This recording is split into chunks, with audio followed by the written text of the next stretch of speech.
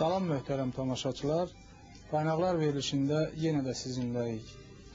Təbii həyatda coğrafi istiqamətləri müəyyənləşdirmək üçün dağlar silsiləsi, zirvələr hansı rolu oynayırsa, cəmiyyət həyatında, ailədə yaşayış tərzini, inkişaf istiqamətini müəyyənləşdirmək üçün ağsaqqallarımız, ağbirçəklərimiz həmin rolu oynamaqdadırlar. Biz həmin niyyətlə, həmin məntiqə söykənərək tanınmış yazıçımız El Ağbirçəyi Əzizə xanım Cəfərzadənin qonağı olduq. Əzizə xanım, sizlə həm söhbət olmaq məndə çox məmnunluq hissi olur və minnətdaram ki, bizi qonaq kimi qəbul elədik. Çox sağ olun siz də. Siz uzun illər Azərbaycan klassik irsinin, xüsusilə folklor materiallarının tədqiqi, təbliği, nəşri məsələləri ilə məşğul olmuşsunuz.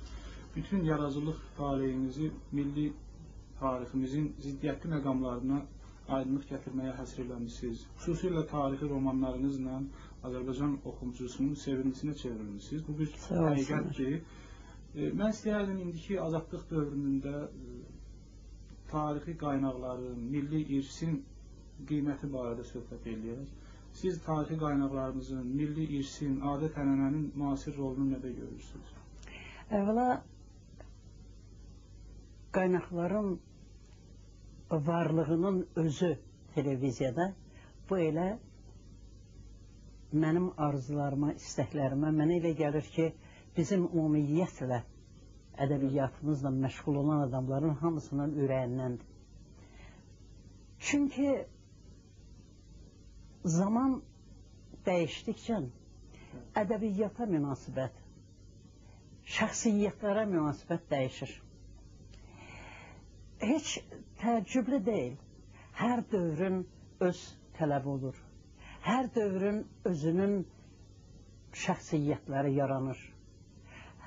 Bütün dövrlərdə tarix bizimkində yox, ümumiyyətlə bütün xalqların tarixlərində hər millətin özünün arzularını, istəklərini ifadə edən şəxsiyyətlər yaranır.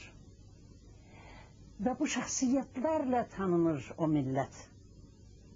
Əgər bu şəxsiyyətlər yoxdursa, o millətin də adı çətin çəkilir. 20-ci yüzilliyin əvvəllərində bizim qardaş Türkiyədə gənc türklər hərəkatında belə bir cərəyan yaranmışdı. Belə bir şüar vermişdilər. Bütləri qırırıq. Yəni, bütün bizə qədər, gənc türklərə qədər olan ədəbiyyatı üstündən qələm çəkirlər. 600 illik Osmanlı divan ədəbiyyatını inkar edirdilər. Və deyirdilər ki, yeni həyat qurmuşuq, yeni də əsərlər yaradırıq, yeni ideologiyanı ifadə edirik və bu qədər bizə bəsdir.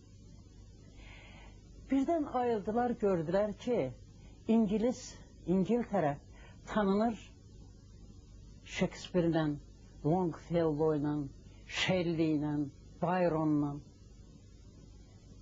Baxıb gördülər ki, Fransa tanınır Hugo ilə, Maupassant-la və s. bütün başqa millətlərdə olduğu kimi. Bəs biz kimik sualını verdi özünə bu millət. Oyanan millət, azadlıq qazanan, istiqlaliyyət qazanan millət özünə sual verdi. Sual verəndən sonra başa düşdülər ki, 600 illik ədəbiyyatın üstündən, millətin 600 illik tarixinin üstündən qələm çəkmək, bu ən azı yumuşaq desək anlamamazlıqdır. Ona görə də başladılar 600 illik ədəbiyyatın möhtərəm, məsələn, Əbdülhəq Hamidi onlar inkar edirdilər, hətta ki, bizdə onun nə cür əsərləri gedib tamam vaxtı ilə. Ziya Paşanı, ya başqalarının belə bir şəxsiyyətləri inkar edirdilər. Başladılar bu ədəbiyyatı əvvəlindən axırınacan təməl ədəbiyyatı deyə yenidən nəşr eləməyə. Əlbəttə, divan ədəbiyyatının dili çətin idi. Ona görə də məcbur idilər ki, səhifənin bir üzündə, məsələn, şairin şeirini verirdilər. Bu birisi tərəfdə də onun müasirləşdirilmiş dilini, dil də inkişafdadır da, dəyişilir, müasirləşir. Bizim özümüzdə də 20-ci illərdən başlayaraq belə bir fikir oyanmağa başlayıb. 20-ci illərdə Azərbaycan ziyalılarının bir qismini yeni Sovet quruluşu məhv elədi. 30-cu illərdə kollektivləşdirmə dövründə ziyalıların bir qismi məhv oldu. 37-ci ildə ziyalıların, şairlərin, ədiblərin böyük bir qismi məhv oldu. Başın kəsdilər millətin. 41-45-də müharibə illərində millətin elə oğulları əskər getdi ki, bəlkə onları qorumaq lazım idi. İndi də mətbuatdan oxuyuram, görürəm ki, yeni fikirlər meydana atırlar. Nəinki Nərimanovu, nəinki, deyək ki, Mirzə Cəlili, Mirzə Fətəli Axundovu, Cəlil Məmmədquluzadəni, Cəfər Cəbarlını, Səməd Vurğunu, Rəsul Uzanı inkara başlayırlar.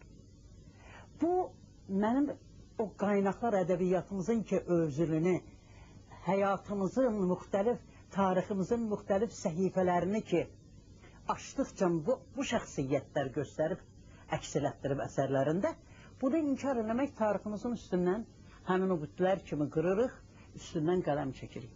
Və bu heç mənim üçün indi bu saatın özündə əslində qalsa bir qədər təəccüblü deyil. Nə üçün? Ona görə ki,